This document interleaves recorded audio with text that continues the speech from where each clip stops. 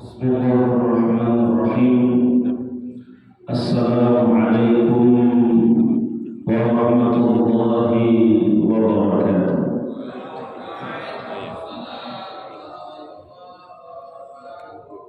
Yang saya muliakan para alim ulama, para tokoh-tokoh masyarakat, Bapak Ibu orang tua saya, jamaah Masjid Al-Ansar yang insyaallah dirahmati oleh Allah Subhanahu wa taala.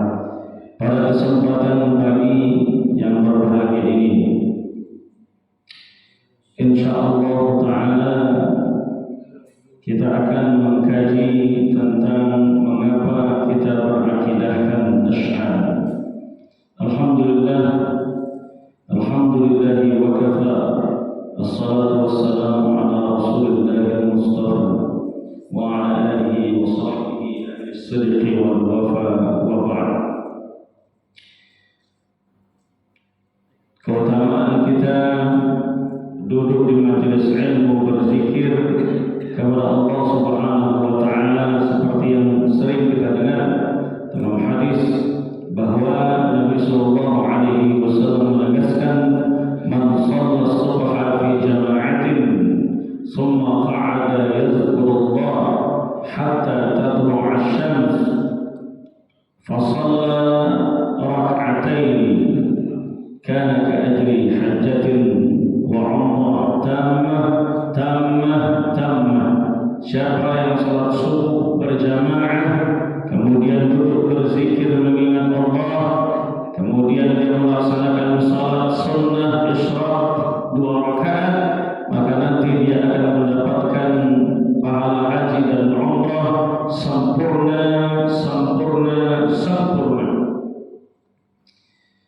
Bapak Ibu yang dirahmati Allah Subhanahu wa taala, insyaallah nanti di akhir pembahasan kita berikan kesempatan untuk bertanya, karena pembahasan ini lumayan berat untuk dikaji. Kalau seandainya ada yang masih mubham, belum bisa dipahami dengan jelas, boleh untuk ditanyakan. Karena kalau seandainya belum sangat kami susah untuk kita memahami dengan baik kajian-kajian yang berat. Dulu ketika Nabi sallallahu alaihi wasallam duduk bersama para sahabatnya, datang seseorang yang menyerupai manusia, orang yang datang dari lain arah. Tidak ada bekas bahwa dia ini dalam perjalanan. Ternyata dia adalah malaikat Jibril alaihissalam. Lalu hadis yang disampaikan diriwayatkan ini sering disebut dengan hadis Jibril, karena malaikat Jibril bertanya kepada Nabi sallallahu alaihi wasallam tentang beberapa hal yang pertanyaan itu menjadi maratibuddin, susunan pilar-pilar agama. Kemudian pertanyaan itu juga yang menjadikan para ulama mengonsep 3 hal: ada akidah, ada syariah, ada akhlak dan tasawuf. Sejatinya pertanyaan malaikat Jibril itu ingin mengajarkan umat melalui lisan baginda Nabi sallallahu alaihi wasallam. Ketika Nabi sallallahu alaihi wasallam ditanya oleh malaikat Jibril, "Ya Muhammad, akhbirni 'anil Islam." Wahai Muhammad, sampaikan kepadaku apa itu Islam. Lalu Nabi Muhammad menjawab, al-Islam an tashhadu an la ilaha illallah wa anna Muhammadar Rasulullah wa tuqimas shalah wa tu'tiyaz zakah wa tasuma Ramadan wa tahujjal baita in istata'ta ilaihi sabila. Yang inilah merupakan rukun Islam: bersyahadat, 2 kalimat syahadat, kemudian mendirikan salat, kemudian menunaikan zakat, kemudian puasa Ramadan, kemudian menunaikan haji bagi yang mampu. Lalu malaikat Jibril kembali bertanya, akhbirni 'anil iman. Wahai Muhammad, sampaikan kepadaku apa itu iman. Kemudian baginda Rasulullah menjawab,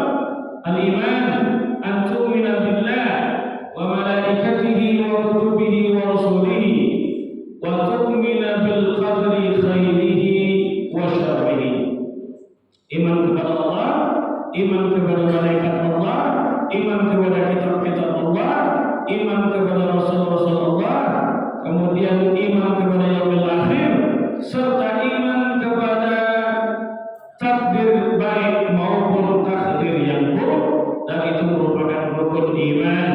Kemudian yang ketiga ditanyakan kepada Rasulullah, akhbirni anil ihsan, sampaikan kepada wahai Muhammad apa itu ihsan. Lalu Nabi menjawab, ta'budullaha ka'annaka tarahu, fa in lam takun tarahu fa innahu yaraka. Berimanlah kepada Allah seolah-olah engkau menyaksikan Allah. Kalau tidak bisa demikian, maka beribadahlah seolah-olah Allah mengawasi engkau. Satu, yaitu syariat yang diterjemahkan para ulama sebagai satu Islam, diterjemahkan sebagai syariat. Kemudian iman diterjemahkan sebagai akidah. Kemudian ihsan diterjemahkan para ulama sebagai tasawuf dan akhlak. Nah, itulah yang akan kita kaji.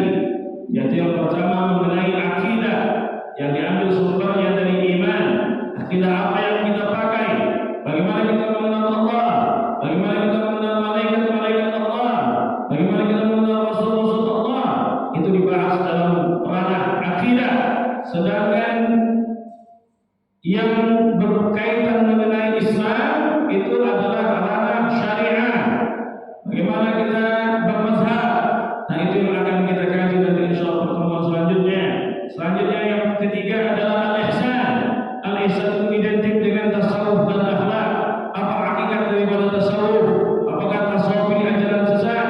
Bagaimana pengaplikasian tatbiknya daripada tasawuf ini? Bagaimana tazkiyatun nufus, pensucian jiwa? Apa makna suluk? Apa makna tariqah?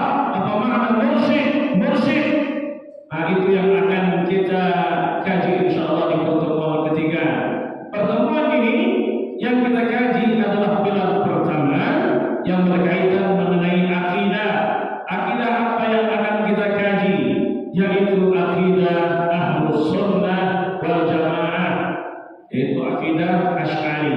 Siapa nama pendiri daripada akidah Asy'ari? Sebenarnya bukan pendiri, dia adalah yang mengkodifikasi, mengumpulkan akidah-akidah, pemahaman-pemahaman salafus saleh. Salaf artinya orang-orang terdahulu. Salaf artinya orang-orang yang hidup di masa 3 abad Hijriah. 3 abad berarti 300 tahun pertama Hijriah, 100, 200, 300. Setelah itu disebut dengan khalaf.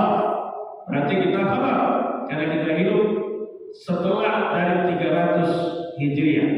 Salaf kata Nabi sallallahu alaihi wasallam, khairul quruni qarni, sebaik-baik masa adalah masaku. Summal ladzina yalunahum, satu abad setelah itu. Summal ladzina yalunahum, satu abad setelah itu. 3 abad pertama Hijriah disebut dengan salaf. Tapi salaf ini ada yang saleh, ada yang lain saleh. Salafus saleh. Salafus saleh itu adalah sahabat Nabi. Kemudian para tabi'in, para tabi'in itu salafus saleh. Karena ada yang hidup di masa Nabi tapi tidak saleh. Sama dia Abu Jahal, Abu Lahab, yang mengaku Nabi, Musailamah al-Kadzdzab, hidup di masa Nabi, hidup pada masa Nabi tapi tidak beriman, tidak berislam, maka dia bukan salafus saleh. Apa pengertian sahabat? Sahabat Nabi sallallahu alaihi wasallam, sahabat adalah man laqiyan Nabi, berjumpa dengan Nabi, aman Nabi, beriman kepada Nabi, wa mata 'ala Islam, mati dalam kondisi Islam. Jumpa dengan Nabi, tak beriman kepada Nabi, tidak sahabat. Abu Lahab, Abu Jahal. Hidup semasa dengan Nabi, beriman dengan Nabi, tak jumpa dengan Nabi, maka dia bukan juga sahabat. Siapa dia? Uwais al-Qarni salah satunya, tinggal di Yaman, dirindukan oleh Nabi, didoakan oleh Nabi, ingin berjumpa dengan Nabi, tapi dia tidak bisa berjumpa dengan Nabi karena dia sehari-hari merawat ibundanya di rumahnya, menggendong ibunya ke kamar mandi, menggendong ibunya ke masjid, kemana-mana digendong oleh Uwais al-Qarni. Dia ingin berjumpa dengan Nabi, tapi tidak bisa karena kondisi orang tuanya. Akhirnya ketika Nabi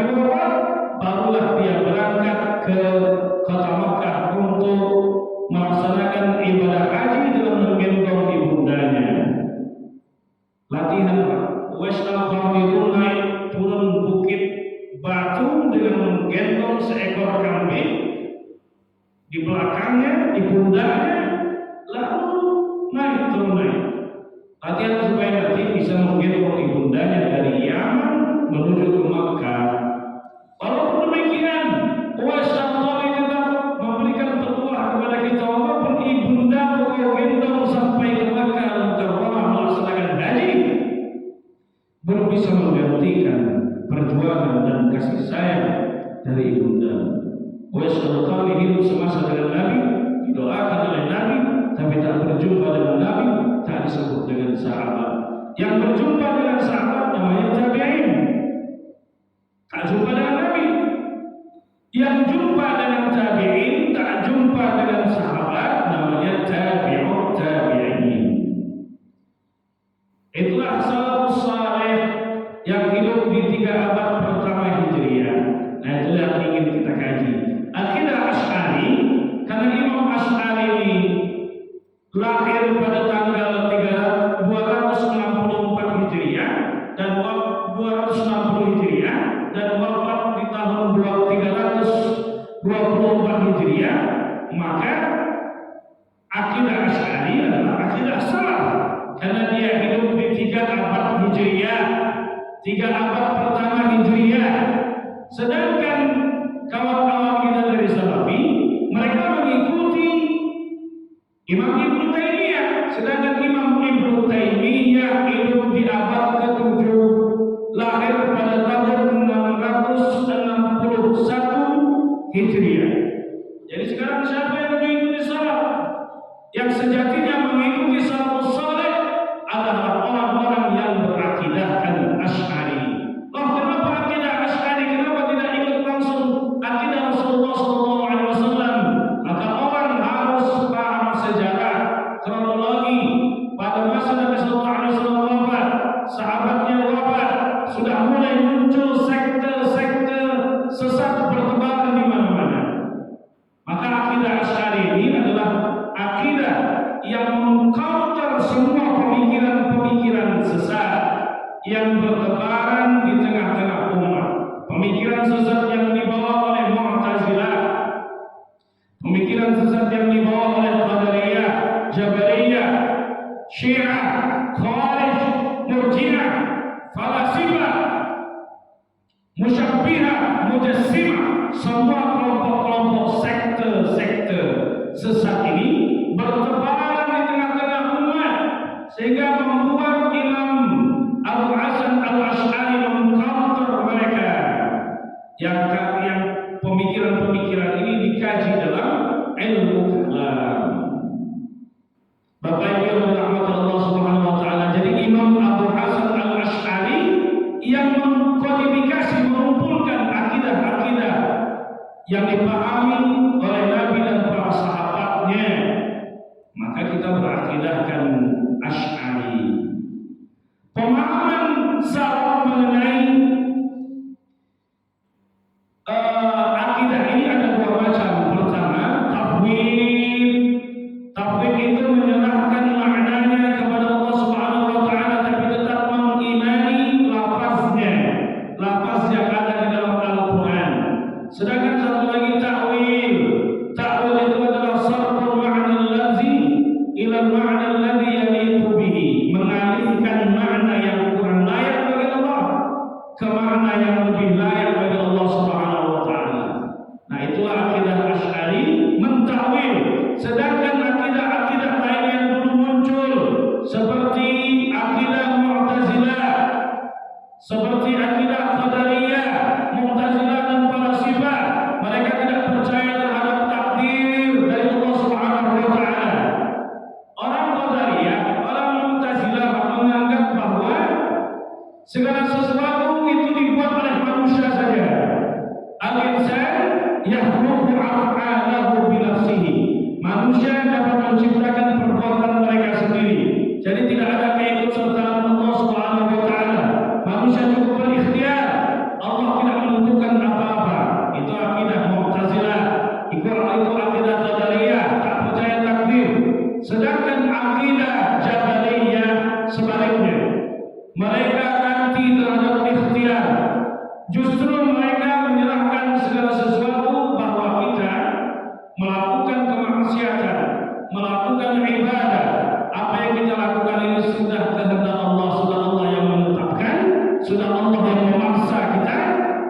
tidak bisa lagi berikhtiar, berusaha. Nah, itu kebalikan daripada akidah Qadariyah dan Mu'tazilah. Sedangkan Imam Abu Hasan Al-Asy'ari, akidah Asy'ari datang pertengahan. Akidah Asy'ari, Imam Asy'ari mengatakan annal fa'il wal mu'aththir al-haqiqi huwa Allah subhanahu wa ta'ala, walakin fi'l al-insan muktasab. Jadi yang paling utama menggerakkan, menentukan, berbuat adalah Allah subhanahu wa ta'ala. Akan tetapi manusia diberikan kesempatan untuk berikhtiar. Jadi Allah sudah tentukan rezeki kita, Allah sudah tentukan kematian kita, tapi kita masih boleh untuk berikhtiar.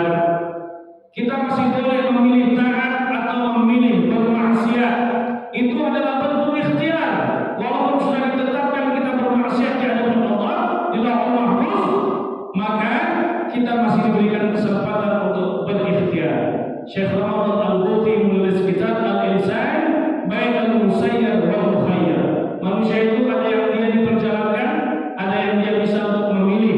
Kita lahir dalam kondisi kurang minal kabau, itu adalah dipilih oleh Allah. Lahir dalam kondisi orang Banjar, dipilih oleh Allah. Lahir dalam kondisi orang Jawa, dipilihkan oleh Allah. Tak bisa kita memilih. Tapi ada sesuatu yang masih bisa kita ikhtiarkan, masih bisa kita pilih. Rezeki itu masih bisa kita ikhtiarkan walaupun sudah Allah tetapkan takdir kita. Allah sudah tetapkan di Lauhul Mahfuz. Rezeki kita sekian, itu masih bisa diikhtiarkan. Kematian kita di usia misalnya 65 tahun sudah Allah tetapkan, tapi masih bisa berubah atau tidak? Masih bisa berubah. La yaruddul qada illa du'a. Kata Nabi, tidak ada yang bisa menolak takdir kecuali doa dan kecuali usaha. Jadi takdir masih bisa diubah. Mana dalilnya? Dalam hadis Nabi sallallahu alaihi wasallam disebutkan, "Man ahabba an yusafa lahu fi rizqihi wa yusala lahu fi atharihi falyasil rahimahu." Siapa yang ingin di usianya dipanjangkan, siapa yang ingin kematiannya diakhirkan, siapa mau rezekinya diluaskan, maka hendaknya dia menyambung silaturahim. Kematian sudah Allah tetapkan, tapi bisa kita untuk merubah kematian itu untuk diakhirkan. Artinya kita meminta umur panjang. Bagaimana caranya? Dengan silaturahim. Orang silaturahim banyak rezekinya, banyak kawannya, saling memberi hadiah, banyak saling berkunjung, saling biasanya ibu-ibu saling antar lauk ke tetangga. Itu kan silaturahim terjaga. Coba silaturahim tak terjaga, berteguran pun tidak. Kemudian orang yang silaturahim ini tentu saja banyak yang mendoakan doa yang baik. Kalau seandainya dia sakit, datang orang menjenguk, mendoakan semoga diberikan kesehatan oleh Allah. Kita tidak tahu doa siapa yang dijawab oleh Allah Subhanahu wa taala. Maka dipanjangkan usianya berkat doa orang lain. Itu berkat dari silaturahim. Coba kalau seandainya kita ini kerja kita menyakiti orang saja, semua orang kita musuhi, siapa mau mendoakan? Orang mendoakan kita cepat mati. Nah, itulah kalau seandainya semua orang kita musuhi. Ada tak yang seperti itu? Ada. Insya Allah di sini tak ada. Sana banyak. Tak ada. Oleh sebab itu takdir bisa diubah. Pemahaman daripada Khawarij tentang pelaku dosa besar, murtakibul kabair, pelaku dosa besar. Pemahaman Khawarij, orang yang melakukan dosa besar, berjudi dia, meminum khamar, berzina. Kata orang Khawarij, orang yang melakukan hal yang demikian, melakukan dosa-dosa besar, dia adalah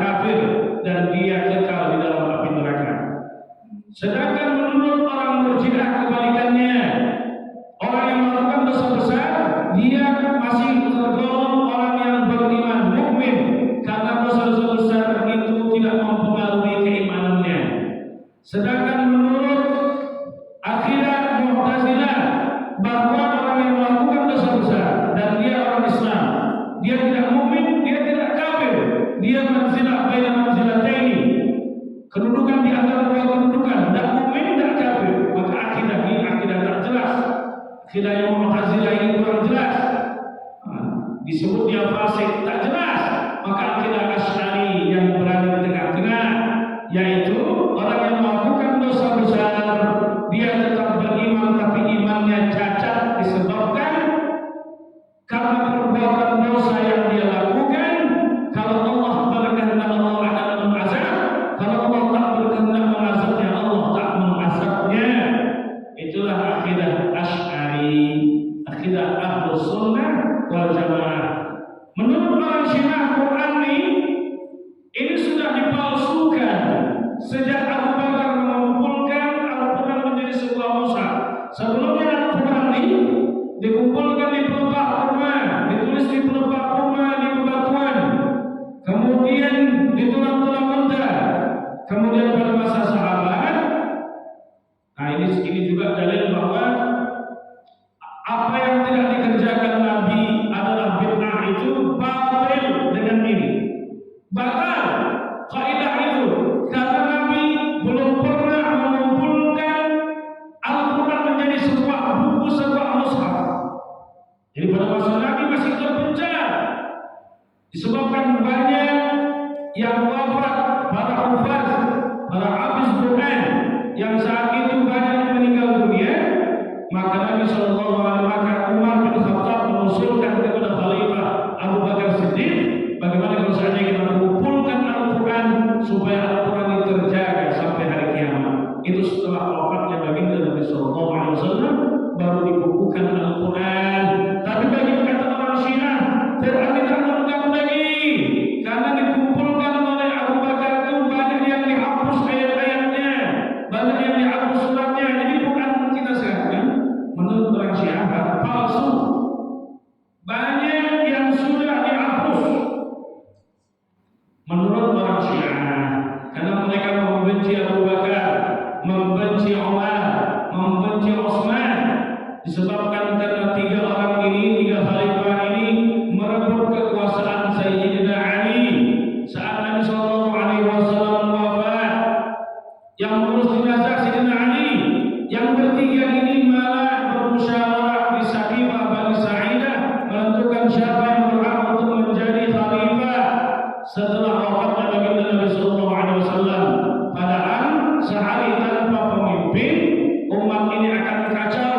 Maka itu asal musyawarah Sayyidina Ali dan Abu Bakar serta Umar bahwa yang mengurusi jenazah Sayyidina Ali, Sayyidina Nabi Muhammad adalah Sayyidina Ali karena Sayyidina Ali menantunya. Kemudian yang lain kok malah musyawarah supaya umat ini jangan sampai terjadi kehancuran, kekacauan tanpa ada pemimpin. Makanya kalau masa jabatan gubernur itu habis, dinaikkanlah PJ-nya, PLT-nya. Kenapa? Karena sehari tanpa pemimpin akan terjadi kekacauan. Tapi bagi orang yang tak baca sejarah, maka dia akan salah paham, gagal paham. Maka dipilihlah Abu Bakar yang layak untuk menjadi khalifah karena dia dari kalangan kaum Quraisy dan dia juga adalah pengganti imam saat Nabi Sallallahu Alaihi Wasallam berhalangan imam, Abu Bakar As-Siddiq. Oleh sebab itu keyakinan akidah Asy'ari Ahlus Sunnah bahwa Al-Quran ini sempurna, 114 surat, 6.236 ayat, kemudian 30 juz, lengkap, sempurna. Karena apa? Karena yang menjamin penjagaannya adalah Allah Subhanahu wa taala. Inna nahnu nazzalna dzikra wa inna lahu lahafizun. Kami yang turunkan Quran, kami juga yang menjamin penjagaannya. Oh, kenapa di situ ayat itu Allah menggunakan kalimat nahnu? Katanya satu Allah itu satu, ahad. Kau menggunakan kalimat kami. Dua penafsiran para ulama. Satu, mengapa menggunakan kami? Litta'zim, untuk mengagungkan zat Allah Subhanahu wa taala. Sama seperti orang memanggil seseorang mukhatab, orang yang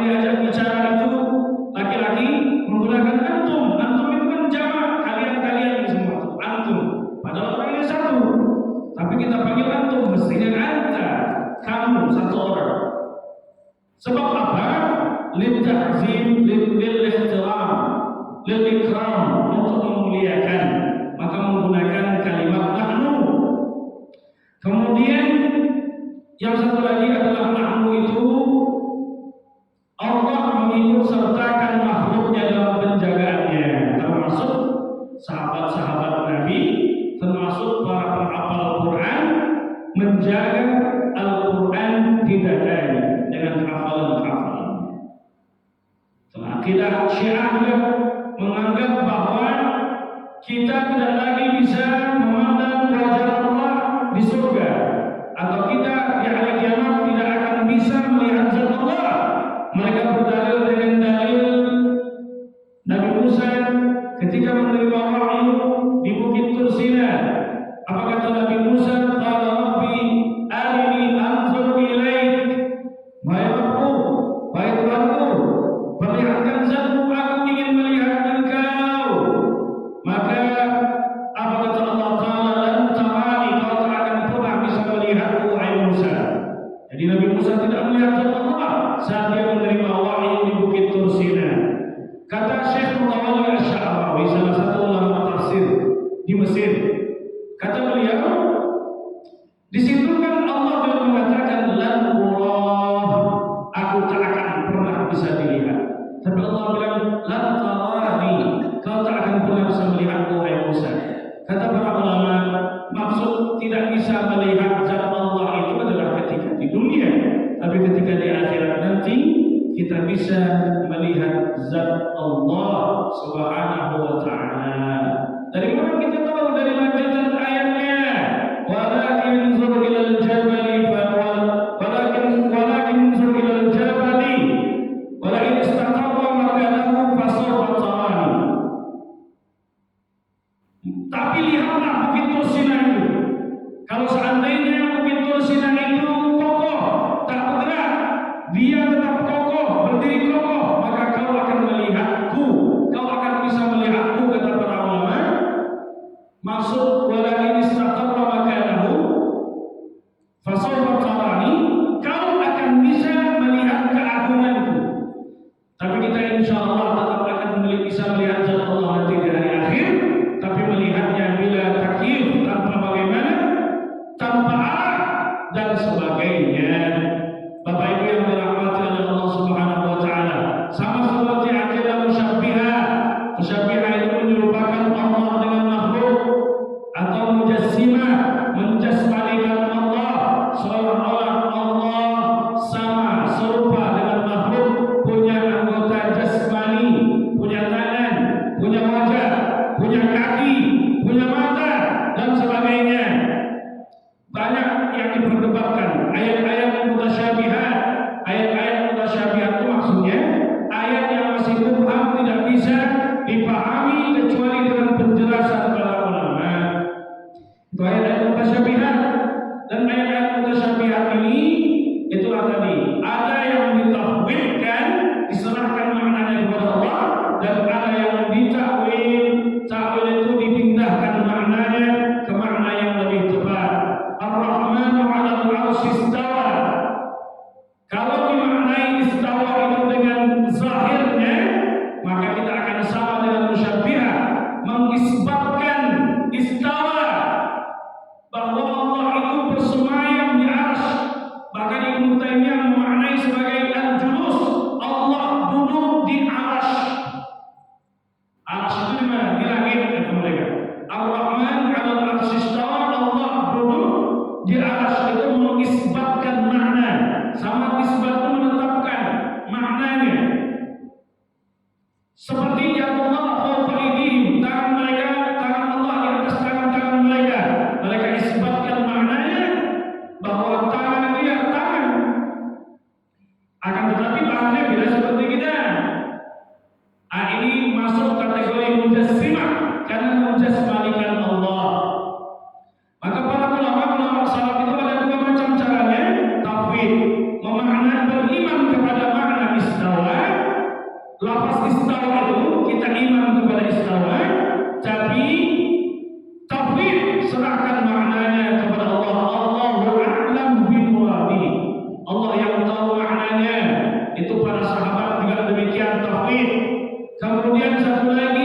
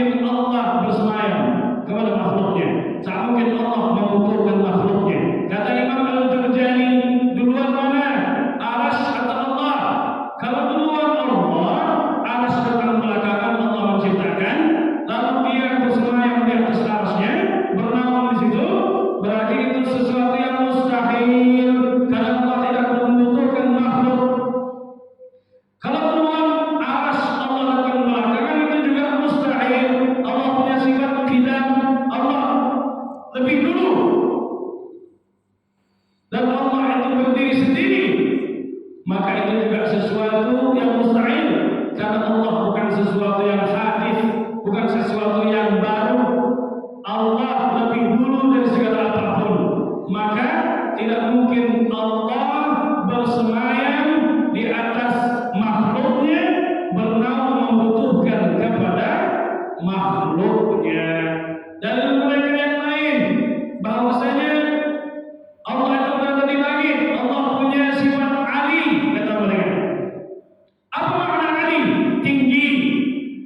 Padahal kata para ulama bahwa Ali di situ sifat Allah adalah tinggi al-makan secara kedudukan, bukan al-makan, bukan tinggi tempatnya.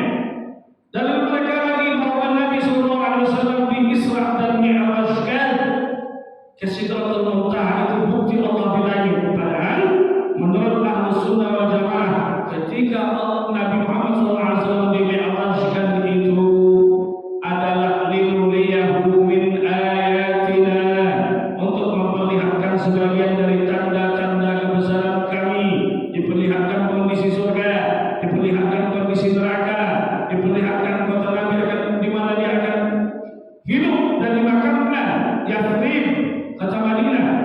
Kemudian diperlihatkan 7 lapis langit, itu diperlihatkan kepada Nabi Sallallahu Alaihi Wasallam untuk memperlihatkan sebagian tanda-tanda kebesaran kami. 2, bahwa jumhur ulama meriwayatkan, jumhur sahabat meriwayatkan bahwa ketika Nabi berada di Sidratul Muntaha, Nabi tidak melihat zat Allah.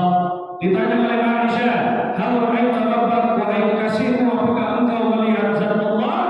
Maka dijawab oleh baginda Nabi, nurun anna ara, ada cahaya, tak bisa aku melihat apapun di Sidratul Muntaha. Maka Nabi tidak melihat zat Allah ketika beliau dimi'rajkan. 3, kalau seandainya Nabi menerima wahyu, menerima perintah salat dimi'rajkan ke Sidratul Muntaha adalah dalil bahwa Allah di langit. Bagaimana dengan Nabi Musa alaihissalam yang menerima wahyu di bukit, nama bukitnya Tur Sinai, 6 jam dari kota Kairo di Mesir. Wa kallama Allah Musa taklima, Allah mengajak Musa berbicara, maka Musa disebut dengan kalimullah karena dia yang bicara langsung dengan Allah Subhanahu wa taala, menerima wahyu bertahan 40 malam, kemudian menerima wahyu Taurat jumlatan wahidah, secara sekaligus turun Taurat kepada Nabi Musa alaihissalam. Apakah Allah juga berada di gunung? Kalau itu dalil bahwa Allah itu bersemayam di atas arsy disebabkan karena Nabi dimi'rajkan. Batal dalil tersebut. Maka Allah tidak bersemayam di atas arsy, tidak berada dimanapun, karena yang menempati suatu ruang, menempati suatu tempat hanya makhluk. Rabb kita tidak menempati suatu tempat. Itu yang perlu kita pahami. Nah, kalau seandainya yang belum sarapan, pernah menyerapnya, karena gaji kita berat. Tapi insya Allah, karena kita ini semangat kita untuk menanamkan akidah Ahlus Sunnah wal Jamaah, nampaknya semangat sekali, Bapak Ibu sekalian. Kemudian tadi yang kita pahami, ada ta'wil Ar-Rahman 'alal 'arsy istawa, takwilnya istaula, Allah berkuasa. Sebenarnya takwil ini ajaran salaf atau bukan ajaran salaf? Itu yang jadi pertanyaan. Takwil adalah ajaran salafus saleh. Dari mana kita tahu? Karena Nabi Sallallahu Alaihi Wasallam mendoakan dengan doa khusus kepada Abdullah bin Abbas, sepupunya, dengan doa Allahumma faqihu fid din wa 'allimhu ta'wil. Ya Allah, pahamkan Ibnu Abbas tentang agama dan ajarkan dia ta'wil. Orang yang melarang ta'wil berdalil, wa ma ya'lamu ta'wilahu illa Allah. Tak ada yang boleh berta'wil, tak ada yang boleh tahu tentang ta'wil kecuali Allah. Tapi ayat belum titik, warasikhuna fil ilmi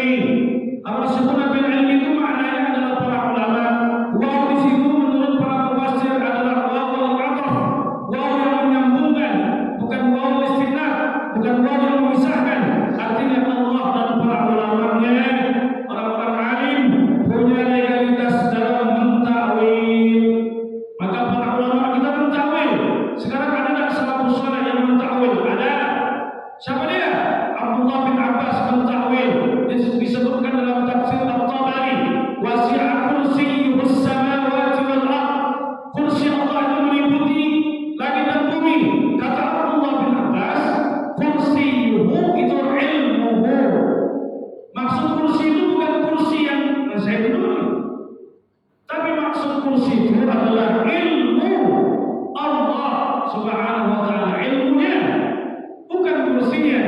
Imam Ahmad bin Hanbal diterangkan dalam kitab Al-Bidayah wal Nihayah dari Imam Ibnu Katsir bahwa Imam Ahmad juga mentakwil wa jaa rabbuka wal malaku saffan saffa, dan Tuhan datang bersama malaikat-malaikatnya dengan berbaris-baris.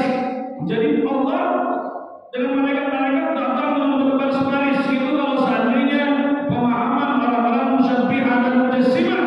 Tapi Ahlussunnah tidak. Tak mungkin Allah itu datang dengan makhluknya, turun ke muka bumi, datang dengan cara berbaris-baris. Ini malaikat, ini Allah. Tak mungkin begitu. Maka Imam Ahmad bin Hanbal mentakwil apa makna wajah rabbuka adalah wajah thawabuhu, datang pahalanya. Jadi pahala Allah yang datang, bukan zat Allah turun ke bumi, tapi pahala Allah Subhanahu wa taala. Itu takwil. Kemudian siapa lagi yang mentakwil? Imam Al-Bukhari mentakwil, yang punya Sahih Bukhari, mentakwil dengan ayat kullu syai'in halik illa wajhah, segala sesuatu itu akan binasa kecuali wajah Allah. Kalau dimaknai mujassimah, wajahnya wajah Allah. Sekarang kemarin mereka bilang Allah punya tangan, Allah punya mata, Allah punya kaki, Allah punya mulut. Sekarang kenapa di hari kiamat hanya wajah Allah yang tersisa? Mana kakinya? Inilah kalau orang yang akidahnya rancu.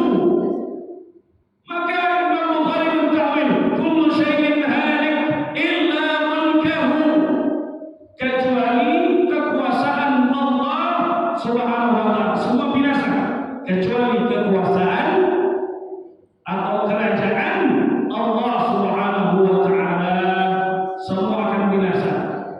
Siapa lagi yang mentakwil? Banyak para sahabat-sahabat yang mentakwil, kemudian para ulama-ulama yang mentakwil. Artinya takwil juga ajaran salafus saleh. Karena Imam Bukhari hidup di 3 abad pertama Hijriah, Imam Baihaqi hidup di 3 abad Hijriah, Imam Ibnu Abbas sahabat Nabi, bahkan sepupu baginda Nabi sallallahu alaihi wasallam. Maka takwil ajaran salaf. Yang aneh lagi, orang yang melarang takwil ini mentakwil juga ternyata. Orang yang mengharamkan takwil mentakwil. Mana dalilnya yang mereka takwil? Wa huwa ma'akum aina ma kuntum, dan dia senantiasa bersama kalian dimanapun kalian berada. Maka kata mereka ma'akum di situ bukan zat Allah yang senantiasa bersama kalian. Karena kalau dipahami Allah senantiasa bersama kalian dimanapun kalian berada, kita di pasar Allah di pasar, kita di dapur Allah di dapur, kita di masjid Allah di masjid, kita di kuburan Allah di kuburan. Jadi mereka mentakwil makna wa huwa ma'akum itu adalah ilmukum, wa huwa ma'akum itu ilmu Allah yang senantiasa bersama kalian. Ilmuhu yang senantiasa bersama kalian adalah ilmu Allah yang meliputi kalian, mengetahui apa yang sedang kalian kerjakan dimanapun kalian berada. Jadi yang melarang takwil mentakwil juga wa nahnu aqrabu ilaihi min hablil warid, kami lebih dekat dari dengan kalian itu lebih dekat daripada urat leher mereka. Kami lebih dekat daripada urat leher mereka. Macam mana bentuk urat leher itu? Allah lebih dekat daripada itu. Kalau dimaknai secara zahir tekstual isbat, maka para ulama dan mereka juga mentakwil. Syekh Mustafa Al-Adawi, ulama salafi terkenal di Mesir, mentakwilkan juga ternyata. Karena makna wa nahnu di situ adalah malaikatuna, malaikat-malaikat kami itu lebih dekat daripada urat leher mereka. Bukan zat Allah yang lebih dekat daripada urat leher mereka.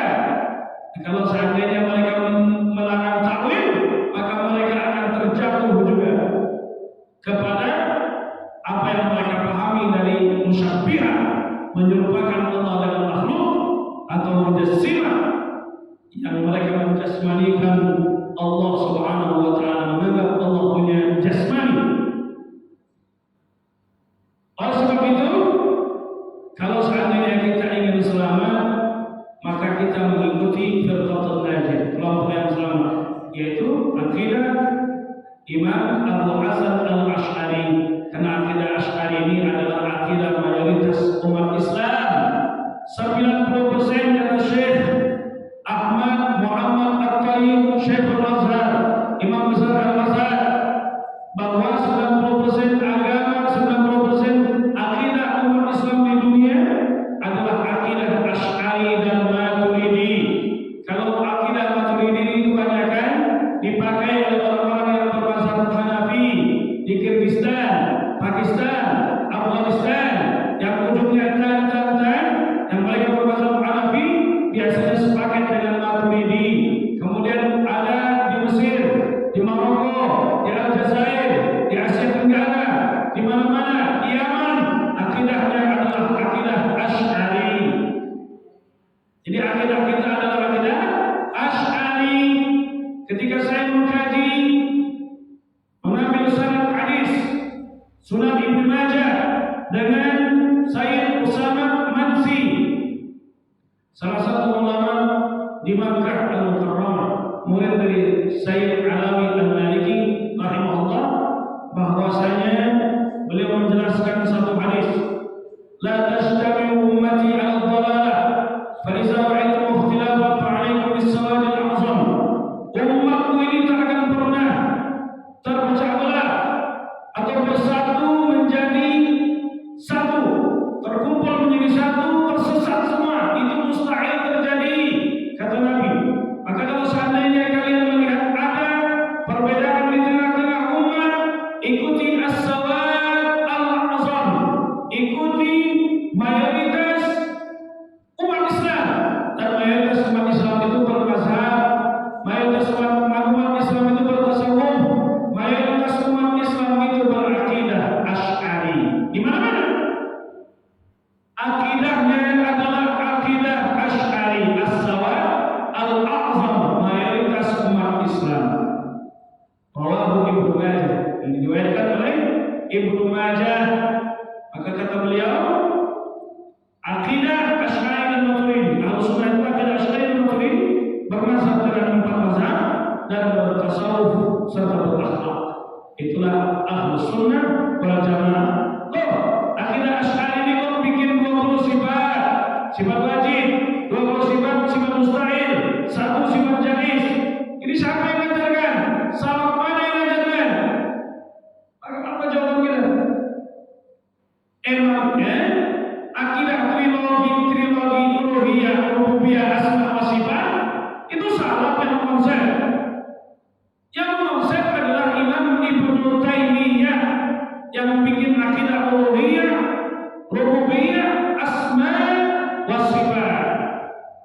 Itu yang konsep adalah Imam Ibnu Taimiyah. Oleh sebab itu Ibnu Taimiyah itu di abad ke-7 dan bukan salaf. Jadi kalau disebutkan kepada salafi dengan meyakini 3 trilogi akidah ini, itu juga tidak bisa dikatakan salafi. Justru yang mengikuti Imam Abu Hasan al-Ash'ari adalah salafi yang sebenarnya yang mengikuti salafus saleh. Kemudian ada pertanyaan lagi, kenapa mengikuti akidah Ash'ari? Kenapa tak ikut akidah Imam Syafi'i sekalian? Pernah dengar pertanyaan kayak gitu kan? Ya. Ini orang juga tidak baca sejarah, tak tahu kronologi. Yang tafassusnya, yang mengkhususkan di bidang akidah, itu siapa? Imam al-Ash'ari. Sedangkan Imam Syafi'i fokusnya adalah di bidang fikih. Kalau kita belajar psikologi, guru besar yang kita jadikan referensi adalah orang yang guru besar S1, S2, S3 di psikologi. Walaupun ada guru matematika yang menguasai ilmu psikologi itu, tapi kita tidak bisa merujuk kepada dia.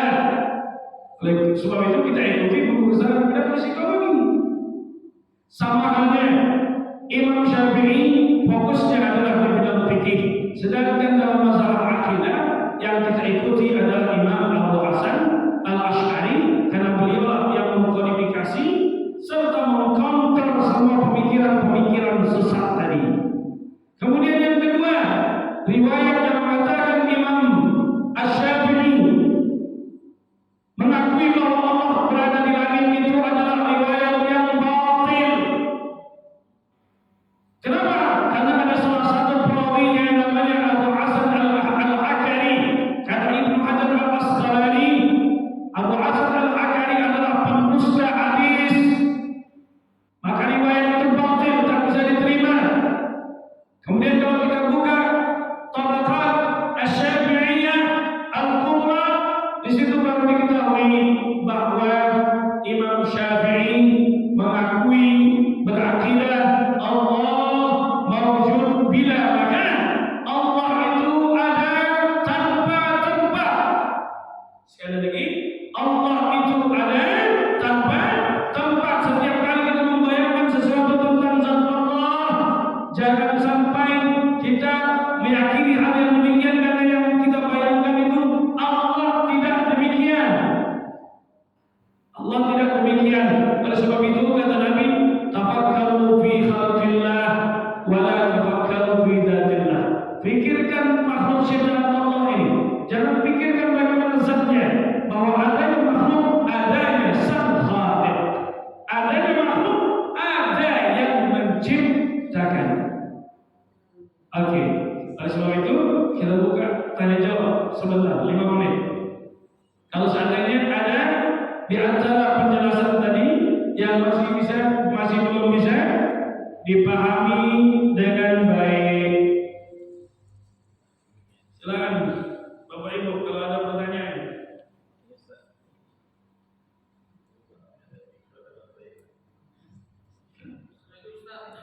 Ya, boleh Pak. Jadi yang tadi Ustaz sampaikan, ada umat kita terpecah 73. Dari 73 golongan tersebut, satu yang selamat. Ya. Nah, dari melihat dari tangkap dari Ustaz terangkan tadi, adanya aliran-aliran Mu'tazilah, Mu'tazilah, Qadariyah, Jabariyah itu apakah masuk dalam golongan 73 ini yang satu harus jamaah Islam? Nah, kemudian yang tidak selamat itu apakah dikategorikan disebutkan karena kafir mereka? Allah di atas, terdoktrin dirinya Allah di atas, bukan? Kebiasaan orang kan Allah di atas. Apakah itu masukkan termasukkan udah syirikah dia atau udah kafirkah dia diri sebagai kafirkah dia? Terima kasih pertanyaannya luar biasa. Bapak Ibu yang dirahmati Allah Subhanahu wa taala. Memang kita terpecah menjadi 73 golongan. Satu yang selamat. Maka apa yang selamat ini adalah Ahlus Sunnah wal Jamaah. Alaikum bisunnati, hendaknya kalian mengikuti sunnahku kata Nabi. Wa sunnatul khulafa'ir rasyidin al-mahdiyyin min ba'di 'addu 'alaihi bin nawajiz. Dan sunnah para khulafa'ir rasyidin, para sahabat-sahabat Nabi yang empat tadi, Abu Bakar, Umar, Utsman dan Ali, dan pegang teguh-teguh, pegang dengan secara kokoh dan gigit dengan gigi geram. Artinya kita mengikuti Nabi, mengikuti para sahabat-sahabat Nabi yang ada sumber-sumber dalilnya, itu yang kita ikuti. Bahwa ma'ana alaihi wa ashabi, itulah yang selamat, yang mengikuti aku kata Rasul dan para sahabat-sahabat Nabi sallallahu alaihi wasallam. Oleh sebab itu kita mengikuti para ulama dalam memahami pemahaman Nabi dan sallallahu apa yang disampaikan oleh baginda Nabi sallallahu alaihi wasallam beserta para sahabatnya. Jadi yang dipegang teguh apa yang disampaikan Nabi dan para sahabatnya. Kalau kita kaji lebih dalam, apakah akidah Asy'ari ini sesuai dengan apa yang dipegang teguh oleh Nabi dan para sahabatnya, kita bisa menilai dari apa yang kita jelaskan tadi. Kemudian bagaimana dengan Mu'tazilah, bagaimana dengan Syiah, bagaimana dengan Khawarij dan sebagainya. Menurut para ulama, mereka tidak jatuh kepada kafir kecuali mereka hanya dalam kondisi sesat, firqatul dhallah, kelompok yang sesat dan tidak bisa kita mengkafirkan orang kecuali dengan dalil. Syekh Al-Junaid dalam Mufti Mesir mengatakan, la nukaffiru ahadan min ahli al-qiblah illa bid-dalil. Tak boleh kita mengkafirkan orang yang dia masih berkiblat ke Ka'bah kecuali dengan dalil. Artinya kalau seandainya dalil menunjukkan bahwa dia kafir, kafir dia. Kalau dalil mengatakan orang yang tak beriman mengingkari Al-Quran ini terjaga, lalu dia bilang Al-Quran ini palsu, dalil yang bilang kafir, bukan kita yang bilang kafir. Karena kita tak boleh mengkafirkan orang, dalil yang mengkafirkan. Orang yang mengkafirkan sahabat bisa jadi kekafiran itu jatuh kepada dia. Karena mereka menuduh, orang Syiah menuduh Aisyah, Hafsah, istri-istri Nabi semua itu kecuali Khadijah, semua pelacur.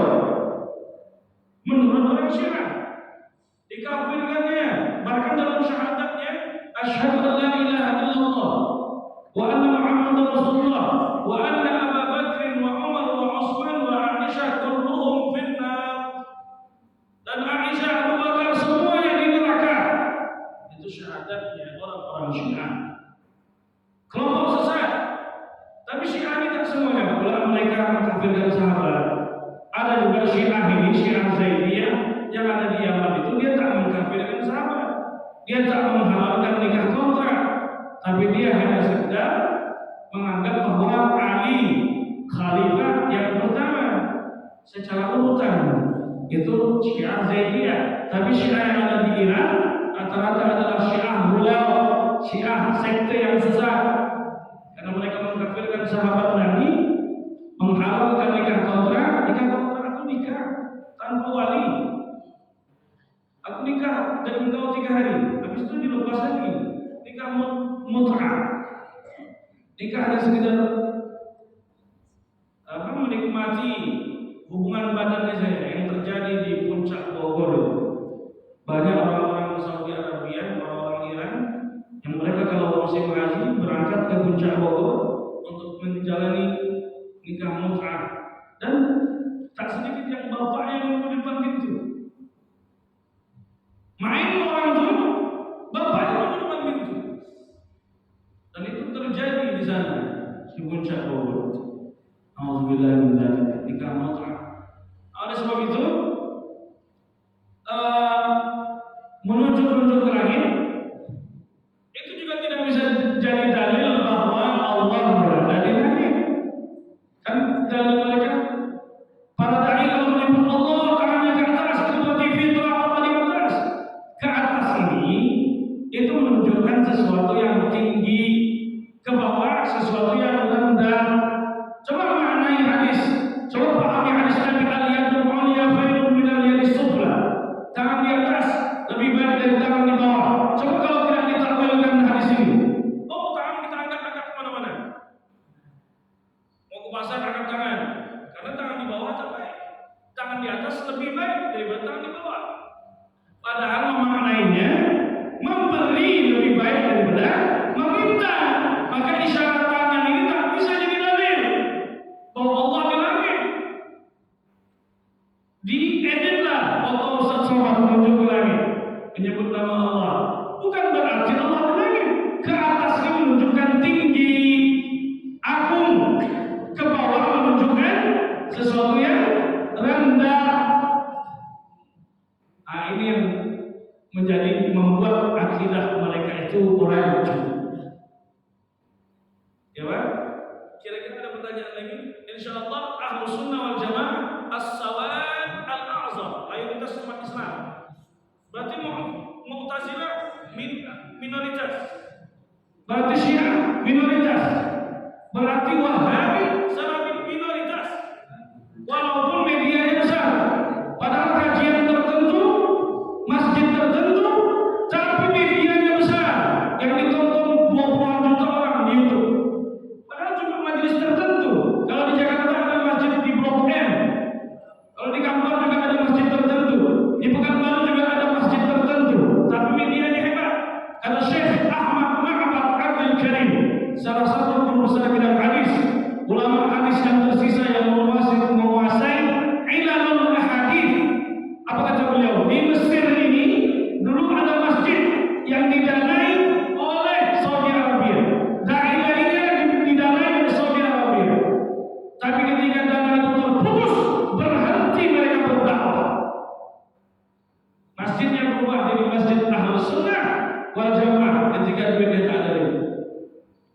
Bukan kita nak menuduh mereka makan duitnya, enggak. Tapi mereka itu pendanaannya besar, tak tahu dari mana. Oleh sebab itu, masjid kita biar masjid biasa. Kita selamat dari pemikiran-pemikiran sekte-sekte yang selain daripada Ahlus Sunnah wal Jamaah. Al-Fatihah. Bismillahirrahmanirrahim. Iyyaka na'budu wa iyyaka nasta'in. Ihdinas siratal mustaqim. Ghairil maghdubi 'alaihim waladdallin. Amin. A'udzu billahi minasyaitonir rajim. Bismillahirrahmanirrahim. Alhamdulillahi rabbil alamin. Wassalatu wassalamu ala asyrafil anbiya'i wal mursalin wa ala alihi wa sahbihi rasulillahi ajma'in. Allahumma inna nas'aluka al-huda wat-tuqa wal-'afafa wal-ghina. Allahumma ij'al al-islamana islamul muslimin wa imanana imanal mu'minin wa salatana salatul khashi'in wa a'malana a'malus salihin wa niyyatina niyyatul mukhlisin wa dhunubana dhunubal mustaghfirin wa hayatana bi hayatil ulama wa mautana bi mautis syuhada wa adkhilna al-jannata ma'al anbiya innaka 'ala kulli syai'in qadir. Rabbana atina fid dunya hasanah wa fil akhirati hasanah wa qina 'adzaban nar. Sallallahu ala sayyidina Muhammadin wa ala alihi wa sahbihi wa sallam. Alhamdulillahi rabbil alamin. Taqabbalallahu minkum inna wa minkum taqabbal ya karim. Wassalamu alaikum warahmatullahi wabarakatuh.